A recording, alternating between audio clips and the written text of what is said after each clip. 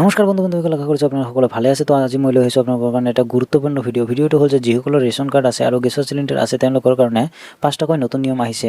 তো 11 ফেব্ৰুৱাৰীৰ পৰা ৰেচন কাৰ্ড থকা আৰু গেছ চিলিণ্ডাৰ থকা সকলৰ বাবে 5টাকৈ নতুন নিয়ম আহি গৈছে। তো কি নতুন নিয়ম আহিছে আৰু আপোনালোকৰ কি সুবিধা পাব এই ভিডিঅ'টোৰ জৰিয়তে মই আজি আপোনালোকক জনাই দিম।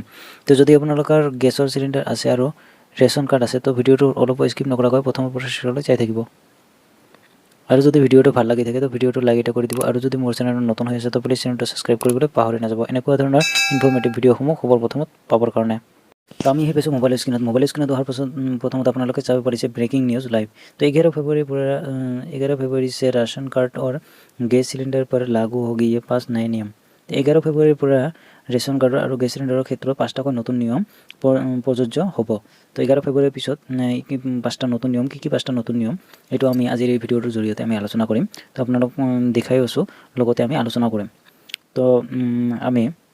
তো এতিয়া আমি পালোঁ প্ৰথম কি 5 নিয়ম। প্ৰথমত ৰেচন কাৰ্ড KYC বাধ্যতামূলক। তো এতিয়া প্ৰতিজন ৰেচন কাৰ্ডধাৰীয়ে পৰিয়ালৰ সকলো সদস্যৰ বাবে KYC সম্পূৰ্ণ কৰাটো বাধ্যতামূলক। চৰকাৰে স্পষ্ট কৰি দিছে যে যদি কোনো সদস্য বায়োমেট্ৰিক ভেৰিফিকেশ্যন উত্তীৰ্ণ হ'ব নোৱাৰে তেনে ক্ষেত্ৰত তেওঁলোকৰ নাম ৰেচন কাৰ্ডৰ তালিকাৰ পৰা আঁতৰাই দিয়া হ'ব। তো কথা হ'ল কি, যিসকলৰ ৰেচন কাৰ্ডত KYC কৰোৱা হোৱা নাই বা বায়োমেট্ৰিক ভেৰিফিকেশ্যন হোৱা নাই তো আপোনালোকে বায়োমেট্ৰিক ভেৰিফিকেশ্যন কৰিব লাগিব। তো এইটো আপোনালোকে নকৰিলে আপোনালোকৰ ৰেচন কাৰ্ডৰ যিটো নাম আছে আপোনাৰ নামটো যিসকলে পৰিয়ালৰ সদস্য যিসকলে কৰা নাই তেওঁলোকৰ নামটো ইয়াৰ পৰা কৰ্তন হৈ যাব। তো আপোনালোকে যেতিয়া কৰিব লাগে তো আপোনালোকে কৰিব 11 ফেব্ৰুৱাৰীৰ পিছত আপোনালোকৰ এইটো 11 ফেব্ৰুৱাৰীত লাগু হ'ব। তো হোৱাৰ পিছত আপোনালোকে এইটো কৰিব লাগিব। তো এইটো যেতিয়া কৰিব আপোনালোকে গমে পাব বা মই ভিডিঅ'ৰ মাধ্যমত আপোনালোকক জনাই দিম। তো আগতীয়াকৈ আপোনালোক জনাই আছোঁ। তো এইটো আপুনি কৰিব। তো এতিয়া আমি আহি পালোঁ দ্বিতীয়। তো প্ৰথমত আপোনালোকে কৈ দিছোঁ এতিয়া 2 নম্বৰটো গেছ চিলিণ্ডাৰৰ ৰাজ সাহায্যৰ আৰু আধাৰ লিংকিং। তো LPG গ্ৰাহকৰ বাবে আধাৰ 20 চিচাৰ প্ৰয়োজনীয়তা আৰু অধিক কটকটীয়াকৈ কৰা হৈছে। তো 11 ফেব্ৰুৱাৰীৰ পিছত কেৱল আধাৰৰ সৈতে জড়িত একাউণ্টৰ ৰাজ সাহাৰ প্ৰেৰণা কৰা হ'ব। তো এতিয়া ইয়াত কোৱা হৈছে কি 2 নম্বৰটো হৈছে আপোনালোকৰ যিসকলে চৰকাৰী উজ্জ্বলা গেছ পাই আছে তেওঁলোকৰ যিটো 362 টকা আপোনালোকৰ একাউণ্টত ঢুকে, ৰাজ সাহায্য ঢুকে বা আপোনালোকে পায়, ৰিটাৰ্ণ পায়, সেইটো আপোনালোকে যদি আপোনালোকৰ আধাৰ কাৰ্ডখন গেছ চিলিণ্ডাৰৰ যিখন বুক আছে এই বুকখনৰ লগত যদি আধাৰ কাৰ্ডখন লিংক নাথাকে তেনে ক্ষেত্ৰত আপোনাৰ এইটো বন্ধ হ'ব। তো আপোনালোকে কি কৰিব, আপোনালোকৰ গেছ চিলিণ্ডাৰৰ লগত আধাৰ কাৰ্ডখন লিংক কৰিব লাগিব। তো আপোনালোকে য'ত গেছ আপোনালোকে লয় যিটো গেছ অফিচ হয় তাত গৈ আপোনালোকে লিংক কৰিব লাগিব। আৰু যদি নাজানে তো এতিয়া অনলাইনে লিংক কৰা অহা নাই তো মই আপোনালোকক জনাই দিম। আৰু যদি কিবা জানিব লগা থাকে আপোনালোকে কমেণ্ট কৰিব। তো এইটো হ'ল 2 নম্বৰ গেছ চিলিণ্ডাৰৰ ৰাজ সাহাৰ আধাৰ কাৰ্ড লিংক। তো এতিয়া আমি 3 নম্বৰটো আলোচনা কৰিম। অযোগ্য লোকৰ ৰেচন কাৰ্ডৰ বাতিল কৰা হ'ব। চৰকাৰৰ যোগ্যতাৰ মাপকাঠি পুনৰ নিৰ্ধাৰণ কৰিছে। চৰকাৰে যিটো যোগ্যতাৰ মাপকাঠি সেইটো পুনৰ নিৰ্ধাৰণ কৰিছে।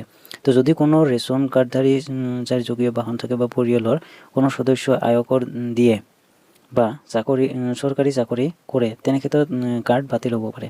তো যদি আপোনালোকৰ এইখিনি বস্তু আছে তো 3 নম্বৰ তো আপোনালোকৰ ৰেচন কাৰ্ডখন বাতিল হ'ব। তো আপোনালোকে এইখিনি বুজি পাইছে। তো 3 নম্বৰটো এনেকুৱা।